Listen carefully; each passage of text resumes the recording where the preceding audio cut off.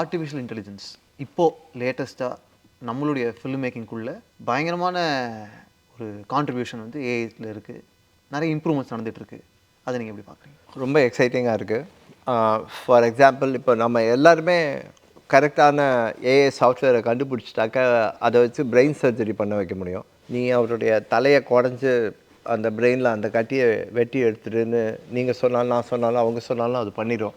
ஆனால் அது பேஷண்ட் பிழைப்பாரான்னு தெரியல.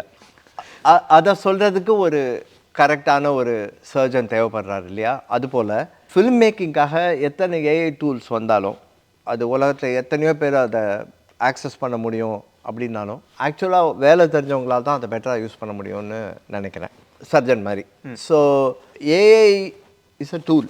It's fantastic. அதோட பாசிபிலிட்டிஸ்லாம் நினச்சி பார்க்கும்போது it's mind boggling. We are all learning. Will have to meet again in a couple of years and see எத்தனை பேருக்கு வேலை இருக்குது, எத்தனை பேரோட வேலை மாறி இருக்குது, எத்தனை பேர் பண்ணிட்டு இருந்த வேலையை ஏஐ டேக் ஓவர் பண்ணியிருக்குங்கிறத நம்ம திருப்பி நோட்ஸ் எடுத்துக்கணும்னு நினைக்கிறேன்.